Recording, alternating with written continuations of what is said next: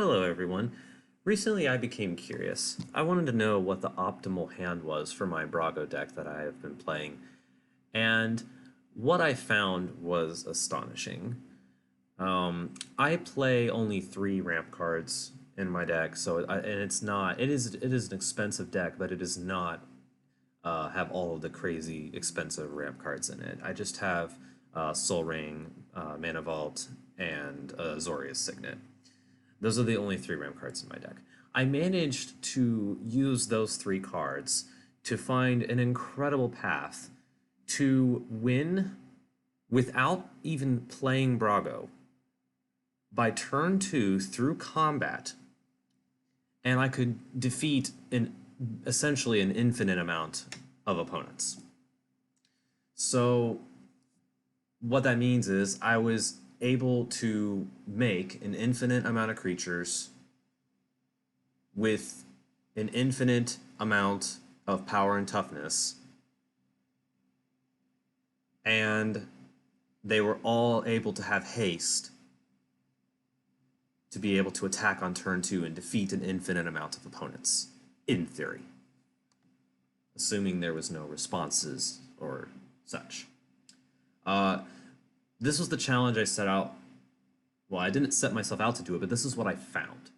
So, what I was seeking to find with this deck was simply just how much damage could I do by turn three or turn two. That's what I wanted to know. I thought I took all the infinite combos out of this deck. This was supposed to be more of a casual deck. I didn't want any infinite combos in it. And then I stumbled across one by accident. And then that realized maybe, and then I got a turn three win I found. And then I was wondering, and that was with Brago. I played Brago, was able to win with Brago on turn three. But then I was wondering, is it possible turn two? Turns out it is, but Brago would actually be a waste of time. I needed a different card to achieve this. So this is how I was able to get this combo off and win on turn two. It's absolutely insane. You would never actually get this in a real game because all the cards you see on screen here are all the cards that you would need in this specific order. So in your opening hand, oh, and one more thing I want to mention is I wasn't able to add any cards to my deck or switch out any cards. I had to use what was in my deck already. If I was like, man, I could really use this card for this, I couldn't change anything. I had to figure out how to do this without changing any cards. So, the opening hand, you're going to need a land that taps for blue mana. It would be nice if it can tap for white as well, but it just needs to tap for blue. You're going to need Soul Ring, Mana Vault, Azorius Signet, Displacer Kitten, and Ghostly Flicker. These have to be in your opening hand or after you draw one card for turn. The additional two cards, or rather should I say by turn two after you draw, you're going to also need these three cards. This one can be changed out with a different artifact that also draws a card upon entering the battlefield, such as Prophetic Prism, but the bottom line is you need at least one. You also need another land that at least taps for blue mana and enters untapped. Cloud of Fairies is also a must that you must have by turn two. When you use Alchemist's Vial, the card that you draw has to be another 2-drop or 1-drop card draw upon entering the battlefield. Or, I mean, in theory, it could just be an instant that draws you a card. But I don't actually have any instants or sorceries in this deck for that cost that draws cards. So it had to be another artifact. After that, the second one, when it enters, you have to get Archaeomancer. So that is the fourth and final step. After Archaeomancer, you're able to go infinite, and then you can do crazy things after that. So let's go ahead and, so I'm going to go ahead and play through it and show you how it's done. I'm going to put these on the library, on top of the library, and these will go into my hand. Go ahead and draw up to 7, and then draw 8 for turn. All right. So the first thing I'm going to do is go ahead and play my land. Tap it for Soul Ring. I'll put my artifacts up here. I put artifacts here, creatures here. I'm going to tap Soul Ring for Mana Vault, and you'll see here that I actually have a counter. This is to show how much floating mana there is. So that will change to kind of help explain what's going on, because it's going to get pretty complicated. So now I have 1 floating mana, right? Because I tapped Soul Ring for Mana Vault, that's 1. Now I'm going to tap that, get up to 4. I'm going to go ahead and play Azorius Signet. Azorius Signet's going to cost 2, and now I have 2 floating plus access to a blue and a white. Now I have to pay 1 to activate that, so I'm going to go ahead and do that. So now I have a blue, a white, and a colorless. I'm tapped out. What am I going to do with a blue, a white, and a colorless? Well, I'm going to cast Ghostly Flicker. Ghostly Flicker is going to then choose to flicker Mana Vault and Azorius Signet. In this case, you also could flicker the land, but it doesn't really matter. Now, I'm going to retap them. 3 colorless here, pay 1 for this. Now I have 4 mana, a blue, a white, and 2 colorless. I will use all of that to cast Displacer Kitten. That is all I need. That's all I need for turn 1. That is my turn 1. So I'm going to go from having this setup to, by combat on the next turn, I'm going to have an infinite amount of haste creatures with an infinite amount of power. Yeah. Next turn. We draw into Cloud of Fairies. I'm going to play land for turn. I'm going to tap both lands to play Cloud of Fairies, untapping the lands. Obviously, if you don't tap the lands to play that, the whole thing is busted. You can't do this. You can't get this combo, but by turn 2. But yeah, so you have to do that. Then I am going to use Soul Ring, and you don't have to use Soul Ring, but it does make it easier in this case. I believe you probably could use Mana Vault, but I'm going to use Soul Ring to go ahead and cast Alchemist's Vial. When it enters, I'm going to draw a card. However, there is a trigger. Displacer Kitten triggers. So, what we're going to do... Oh, I'm sorry. I forgot. Mana Vault did not... I need to change that. It doesn't untap. Okay, so Mana Vault was tapped. So you actually couldn't have used Mana Vault. My bad. When Displacer Kitten triggers, you're going to choose to untap Mana Vault. Now you get to draw the card. You get Prophetic Prism. Now, if you were to draw Archaeomancer now, just pretend that this was Archaeomancer, you would tap 2 blue here, you would tap Mana Vault, you'd have 1 floating, and you would play it. You would have 1 floating, you could activate that, and you could have 2 mana. Well, 2 mana, when you cast Archaeomancer, you're going to get Ghostly Flicker back, but Ghostly Flicker costs 3, so 2 mana isn't going to work. You're not going to be able to cast Ghostly Flicker, and you're just going to have to end your turn. So instead, you have to draw into another card draw. Then you have to use Mana Vault to pay for it. You have to. Now you have a floating mana. So you have a colorless now that you have from that extra mana that Mana Vault gave you. That extra mana is what makes the difference. By paying 2, when you trigger this, when you trigger Displacer Kitten, by casting this, you're going to then choose to untap it again, and now you have that extra 1 mana that you need.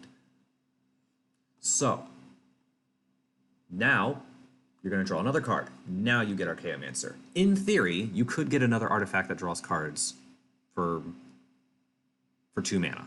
And all you would do is you would cast it with the lands, and then you would trigger with Displacer Kitten, you would flicker Cloud of Fairies and untap the lands again, and you would draw another card. But in the end, you eventually have to get Archaeomancer.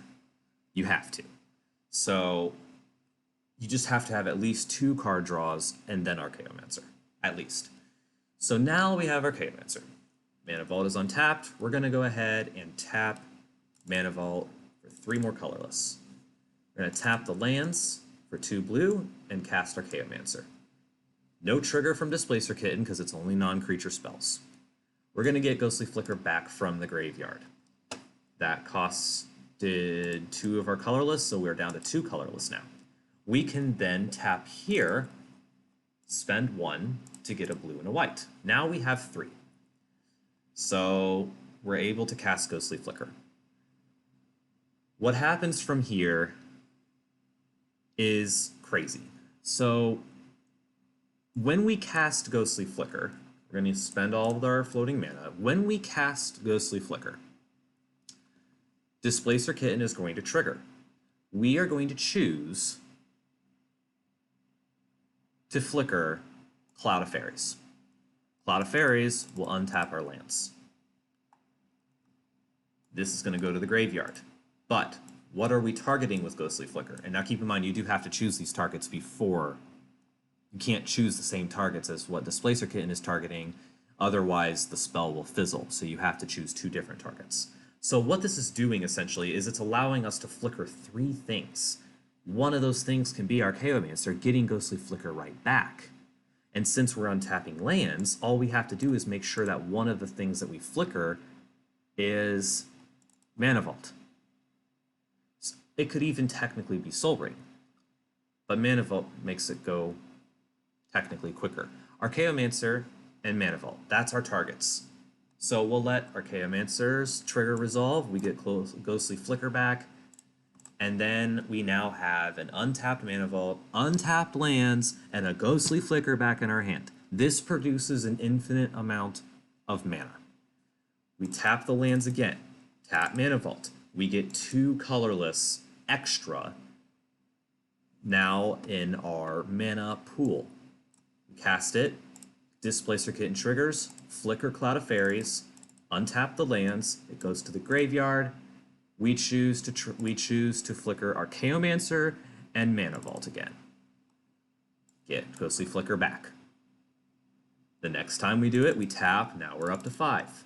Tap the lands, use 1 of the colorless, we're down to 4. We're gaining 2 colorless every single time we do this. Okay, cool. So we get infinite colorless. Alright, cool. Let's go 30 plus. Alright. Infinite colorless. We're going to go to 1,000,000 colorless. We're going to get this back. By the time we're done, Mana Vault is untapped. Alright, cool. And the lands are untapped as well.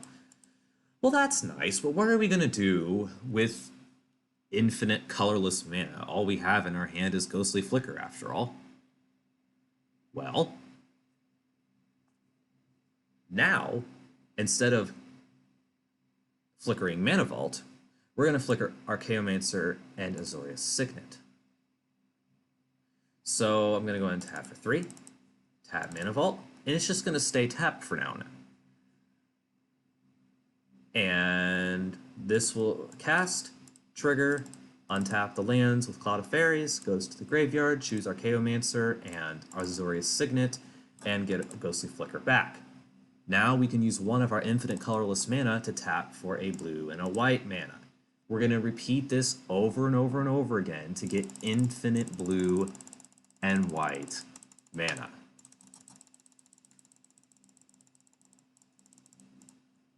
Okay, now we have infinite of everything. So now what do we do with all this infinite mana? Well, we're going to go ahead and choose this time to cast Ghostly Flicker. And this time we're going to choose 1 of our card draws. We'll just do Prophetic Prism. We're going to flicker Prophetic Prism and Archaeomancer. Putting Archaeomancer back into our hand, Displacer Kitten will trigger. We will choose Cloud of Fairies, untapping the lands. However, at this point, since we have infinite mana, that was actually kind of not necessary. We can just cast it for free now because we have infinite blue mana.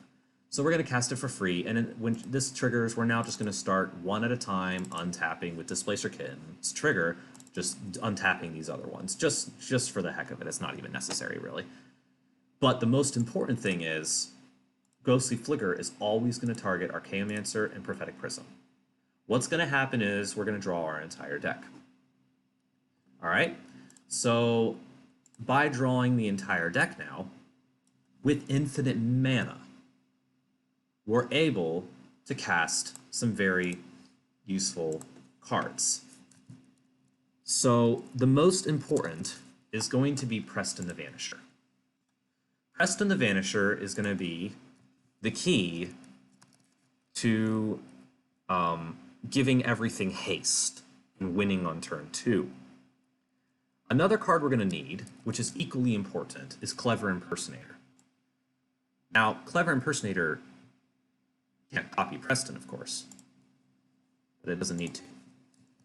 We're also going to need Lightning Greaves, which I already had in my deck. Like I said, I couldn't add any new cards. I had to use what I had, and I knew that Lightning Greaves was the only thing that could give haste in my deck. So I was like, is there a way that I could copy Lightning Greaves? And the other one is going to be Mace of the Valiant. This is going to give all of the creatures infinite power, basically. So we're just going to cast all these for free. Start with Preston, Lightning Greaves, Mace of the Valiant. It doesn't matter the order. We have infinite mana and our whole library to work with. When Clever Impersonator enters, this is the part that took a bit for me to figure out the rules and how to properly do this within the rules of Magic the Gathering.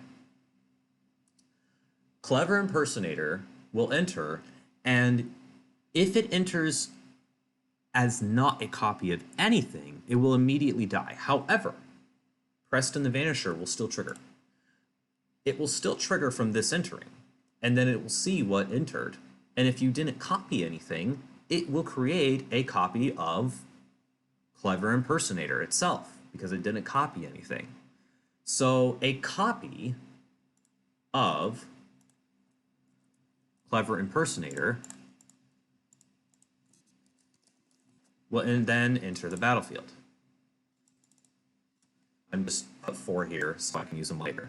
A copy of Clever Impersonator is entering the battlefield. Now, this copy can now enter as whatever it wants that's on the battlefield. So all you have to do is choose Lightning Greaves or Mace of the Valiant for it to enter as, because it can enter as any non-land permanent. So we choose Lightning Greaves. Then all we have to do, my bad, Ghostly Flicker would have also been in our hand from the last time that we flickered. All we have to do from here is cast Ghostly Flicker again, target Archaeomancer, and target Clever Impersonator. Now you might be saying, wait a second, but this died. And you'd be absolutely right. It did die, because it came in as not a copy of anything. It doesn't get any +1/+1 counters. You can't even use, I have Cathar's Crusade in this deck, you can't even use that because it won't get the counters, it'll die before it gets the counters.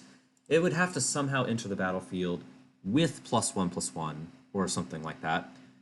And I don't have any cards in my deck that does that. So I was like, how am I going to get around this?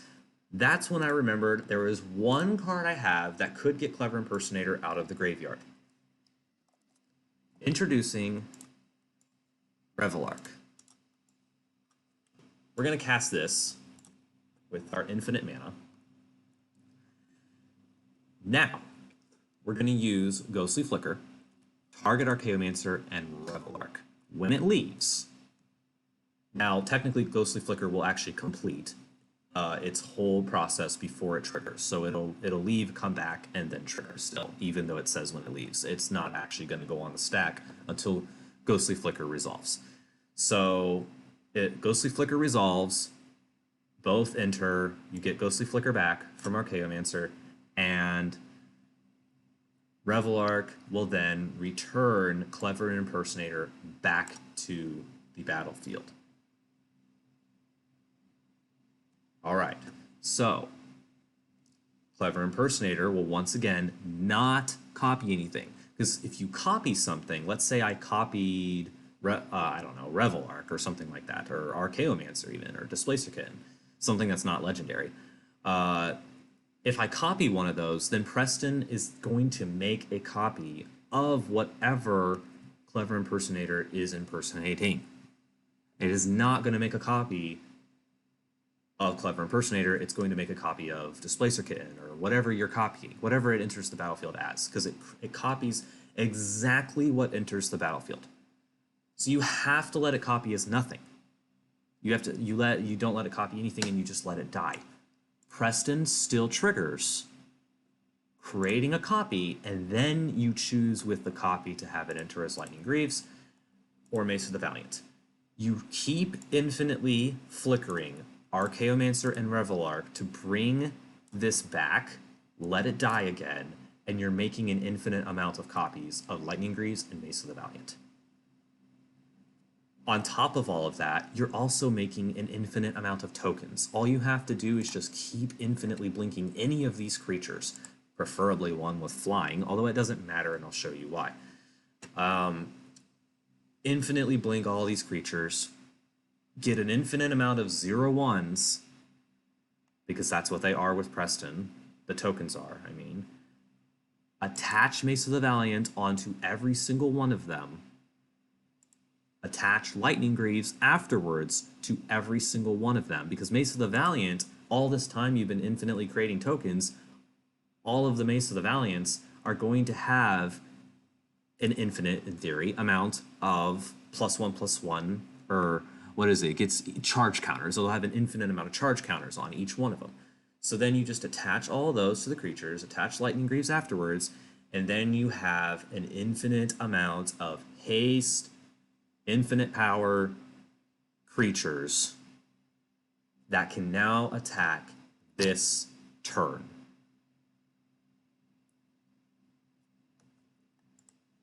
Yeah. And all of that was done without Brago. Now, there's only one final step, and then it's done. And for that, we're going to need a card.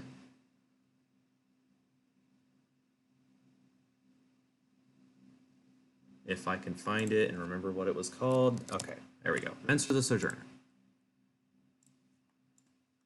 We're going to need to cast this just to -1 it and make creatures unblockable this turn, just to be on the safe side. Now, of course, if you have a million opponents, obviously one of them is going to be able to interact and stop you somehow. But this is all theoretical, assuming that there is no the only responses that opponents could have is simply blocking. And we're able to get around that too, simply by making creatures unblockable this turn. Just a little extra bonus. So there you have it. A million opponents plus losing on turn 2 in my fairly casual Brago deck with only 3 ramp cards, without even using Brago, and winning through combat. Not even winning with Thassa's Oracle, not winning with any of these other win conditions, but literally winning through combat on turn 2 without even casting Brago. Hope you enjoyed this. Let me know if you liked it, and maybe I'll share more things like this. I'm pretty new to YouTube. But if you liked it, let me know, and maybe I'll see you around in another video.